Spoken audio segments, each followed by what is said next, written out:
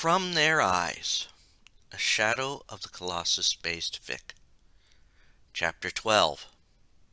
Fire Will Not Kill Me. Seleucia sat in his lair, keeping his distance from the ledge that overlooked the four torches. Even though they were below him and nowhere near him, the flames still filled him with unease. He knew they were only there as part of an unused shrine, and that when the little people were here, they felt the flames should never go out. So Seleucia watched over them. It was ironic. Normally, fire was something that never scared any of the colossi.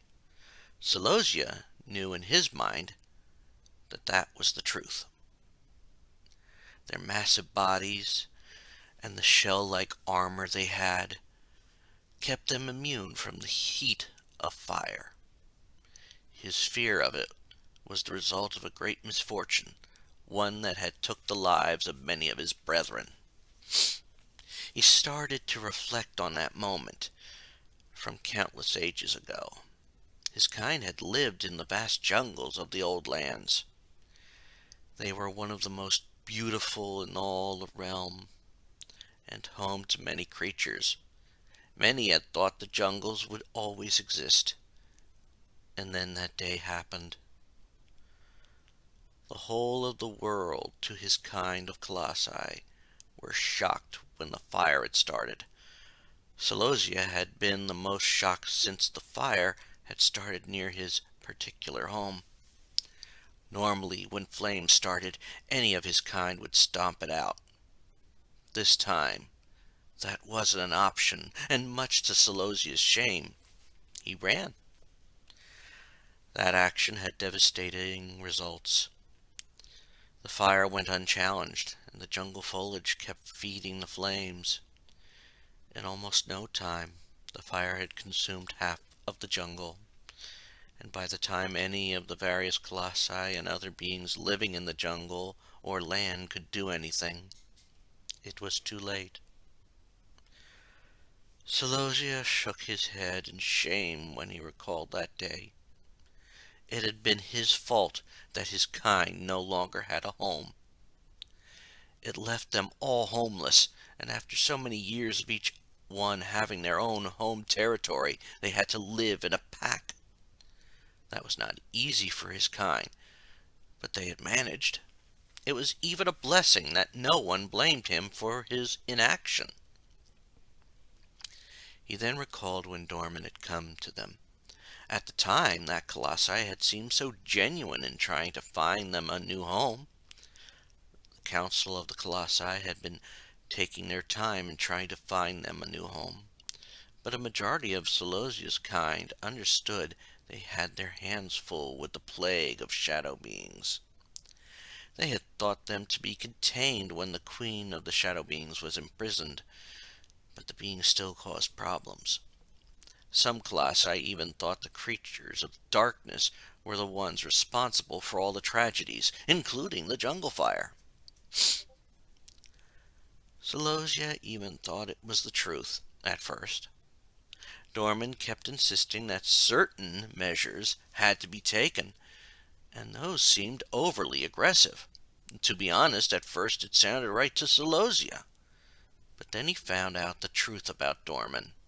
It was something that Seleucia didn't want to accept at first, but he came to understand it after he witnessed one of the ways Dorman tried to get others to follow him instead of oppose him. It had been one day when Seleucia was walking around the burned remains of his home. He still wanted to know what had started the fire, and it had taken him some time to find the starting point. To his horror, he had found signs of only one creature having been there, and that had been Dorman. Dorman had caused the fire, and now his kind were following Dorman. That colossi was an expert manipulator. Selosia then recalled how Dorman had manipulated him into not telling about his findings. The manipulative colossi had been able to make him think that he would really be blamed. That fear had resulted in the exile to these lands, and a further insult was that his kind forced him to watch the flames. He still couldn't break his fear of fire. He was brought out of his current musings when he heard Malice's voice in his head. "Selosia, you need to be on the alert. Dorman has tricked one of the little people into freeing him.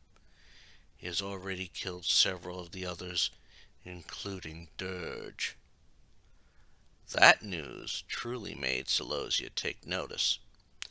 He had no doubt the news was true, but for a little person to defeat Dirge was almost unthinkable. That disturbing thought made Selosia's blood run cold. No doubt that as the little people defeated the others, as the little person defeated the others, Dorman's essence was merging inside the small body. No doubt the little man's soul would be long gone when the task was done. There had to be some way of convincing him of his mistake. Some way to get through to the misguided little person, like the colossi had managed so long ago. If it was so long ago. Time in these lands was so hard to keep track of. He was brought back to the moment when he heard movement in the room with the torches. He went to the edge of the balcony that overlooked it and saw the little man. Maybe the little man's brain was being hindered by Dorman. If that was the case, there might still be a chance to stop the little man before a grave mistake was made.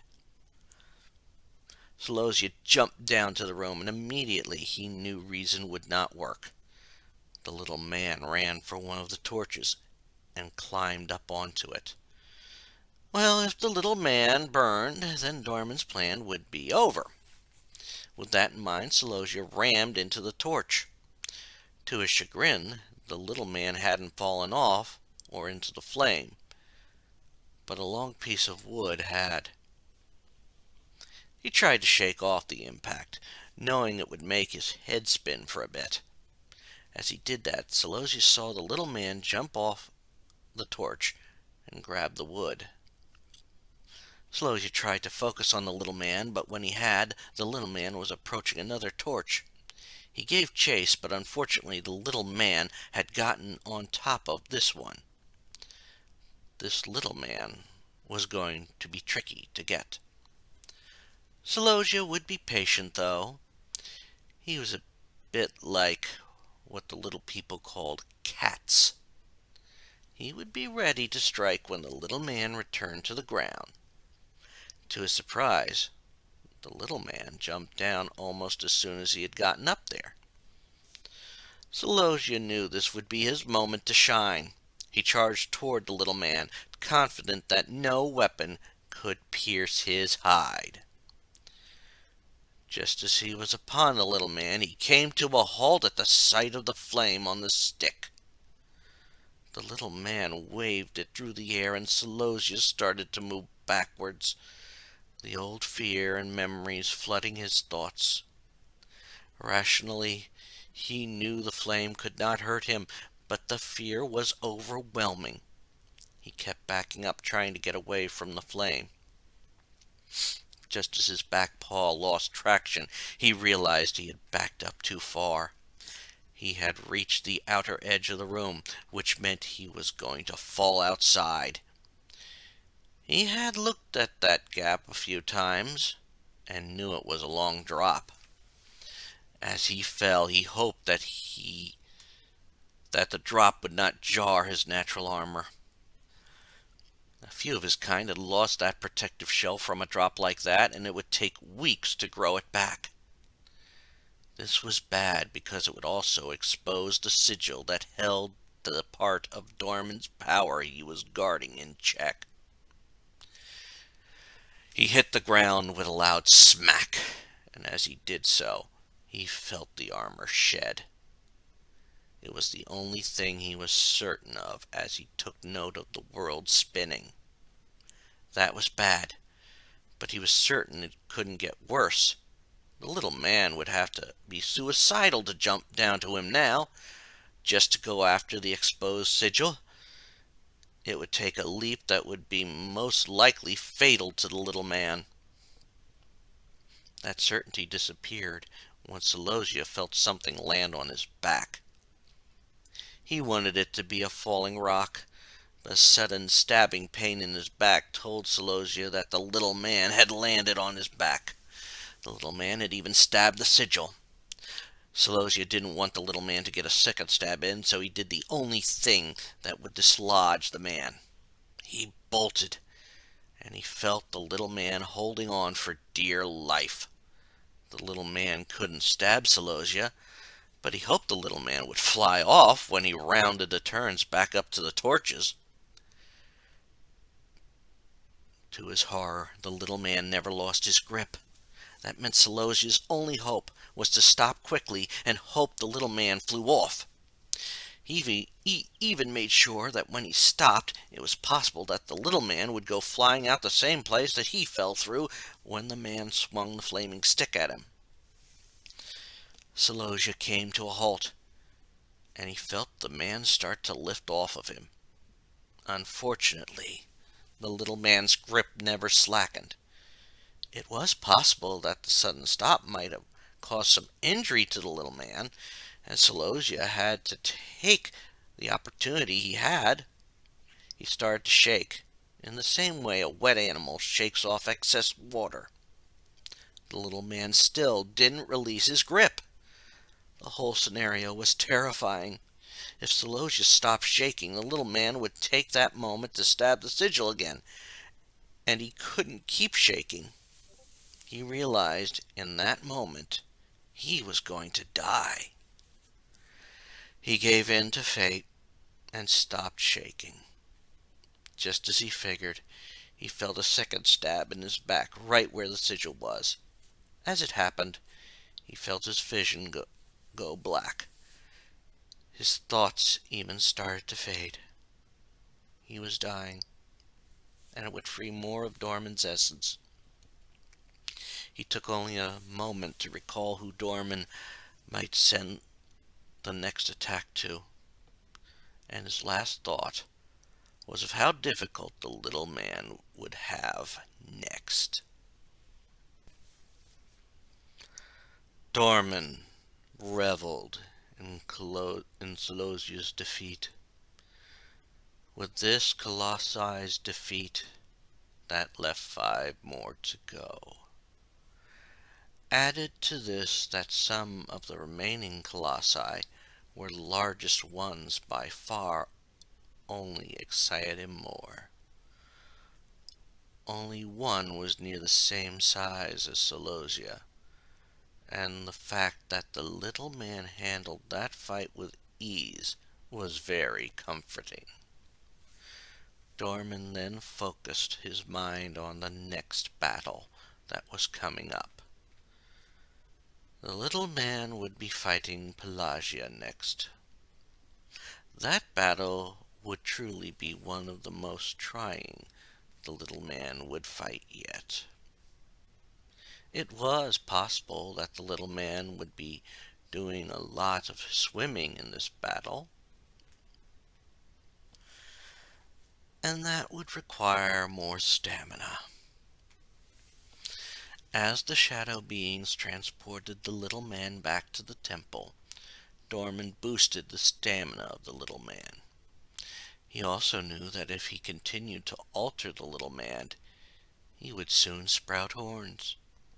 That, however, was part of his backup plan. The girl would also be part of that backup plan, just in case Iman managed to arrive and stop his plans. If his plan went right, when Lord Iman arrives, Dorman would be back at full power and able to crush his old foe with ease.